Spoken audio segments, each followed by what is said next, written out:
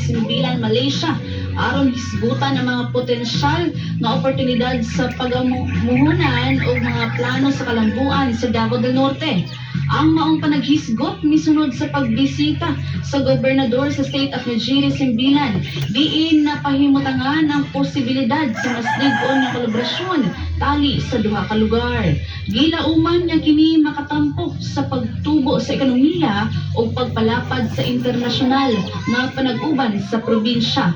Gipadayag sa panagpulong ang interes sa duha ka partido sa pagpalig-on sa investment opportunities of development prospects na makabenepisyo sa lokal na komunidad o negosyo si Davao del Norte. Gi-inspeksyon usab sa grupo ang Davao del Norte Sports and Tourism Complex kon DNSTC na kasamtangang nag-host sa Davao Regional Athletic Association kon Dabra Amit 2026 ug gipakita niini ang kaandam sa probinsya sa pag-host sa mga dinagko ug international nga mga kalihukan sa umaabot. Balitang lokal. Gipahayag ni Governor Edwin Villagoc Ubahid nga andam ug abri kanunay ang Davao del Norte sa pag-host sa Davao Region Athletic Association Meet. Ang iyang gitawag isip pinakataas na plataporma sa grassroots sport development sa rehiyon. Matod sa gobernador, gigamit sa iyang administrasyon ang gahom sa sports aron mapalig-on ang kalinaw, empatiya ug panaghiusa tali sa lain-laing sektor sa katilingban. Tungod niini, giingon niya nga dili kapuyan ang probinsya sa pagdawat sa Dabraa isip usa ka dakong kalihukan sa rehiyon. Gipahayag kini ni Kuya Gob atol sa Dabra Amit 2026 diin ang Davao del Norte na himong host sa kalihukan sulod sa duha ka sunod-sunod nga tuig nga nagpakita sa lig-on nga suporta sa probinsya sa sports ug atleta sa Mindanao. Ang maong pahayag nagpamatuod sa papel sa Davao del Norte isip tigpasiugda sa sports development sa rehiyon nga Nagrena sa secondary girls 3,000 meter run ang atletang si Charlene Cos na gikan sa Davao de Oro. Diin siya ang nideklara nga pinakaunang nakakuha og gold medal sa 2026 Davao Region Athletic Association Meet ng Davao na gipaligayon sa Davao del Norte. Sumala kang Cos, dako kayong iyang kalipan sa mga bisan wala siyang magdakong mga mag-aog. Matod kaniya ang iyang hugot na ensayo. Bisan pa sa mga higayon nga ginahilangan siya, mo'y hinungdan anong iyang nakabot ang maayong performance.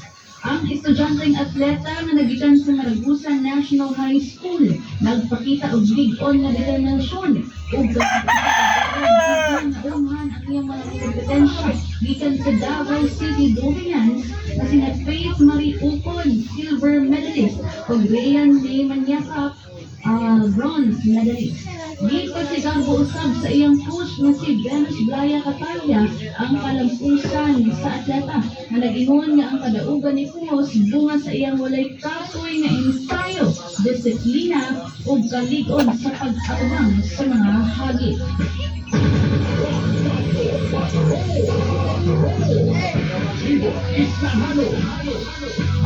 Gipay mangnuan sa LDRRMO San Fernando Bukidnon ang lisod ang pagtangtang sa nagdadakong bato.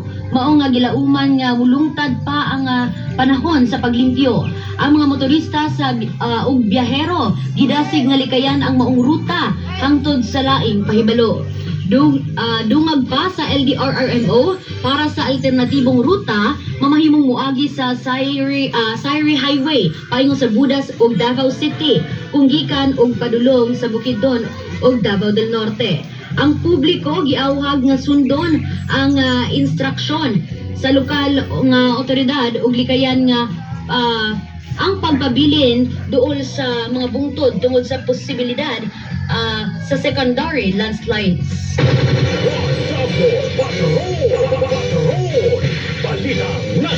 Balitang nasyonal. Ginadaso sa pipila ka lawmakers sa nasod nga himuong regular holiday ang Pebrero 25 matag tuig aron paghinumdum sa EDSA People Power Revolution.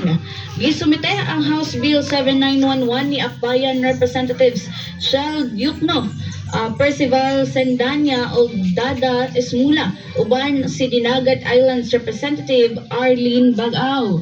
Sumala sa bill ang Pebrero 25 gitinguha nga paghinumdum sa malinawon nga People Power Revolution ni adtong tuig 1986 nga nagpababa sa diktador nga rehimen ni Presidente Ferdinand E. Marcos Sr. ug nagbalik sa demokrasya sa nasud. Ang bill nagapamatuol sa pagtinguha sa mga babalaod nga magpreserbar ang kasaysayan ug mahatagan og dagkong pagtagad ang papel sa katawhan sa pagpanilipod sa demokrasya. Patrol! Balitang Nasyonal! Balitang Nasyonal! Kaduha na kuyapan si kanhi Presidente Rodrigo Duterte samtang anaa sa detention sa The Hague. Sumala sa iyang abogado nga si Nicholas Kaufman. Matod ni Kaufman, nag-antos ang kanhi Presidente og grabing problema sa iyang short-term memory, bisan pa og hait pa ang iyang long-term recollection.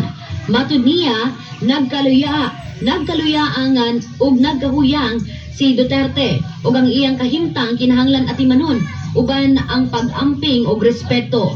Gipadayag usab sa kampo ni FPRRD nga nagsumite sila og lahi nga medical report aron palig-unon ang ilang hangyo alang sa interim release.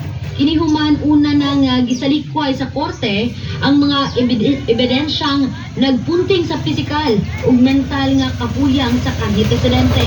Sumala sa abogado, detalyado sa dokumento ang mga sakit na may kalabutan sa katigulangon ni Duterte.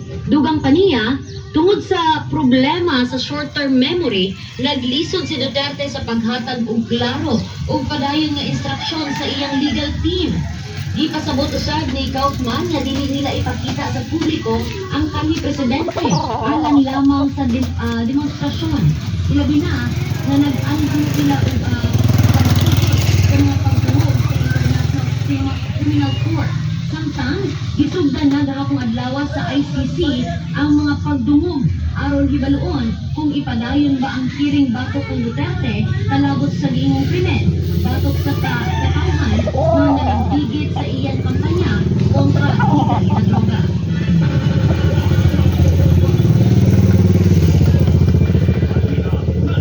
Balitang Nasyonal! Ipormahan sa Department of Education o DepEd ng mga local chief executives gikan sa 149 cities ang Memorandum of Agreement para sa Nationwide Classroom Building Program kagahapong adlaw, Pebrero 23, 2026 sa Ceremonial Hall, Malacanang Palace. Ang mga inisyatiba Ano man ka? Sunod sa kuha. sa nasod o masuro ang luwas o gusto na learning spaces alam sa mga estudyante. Pinaagi sa mga formal nga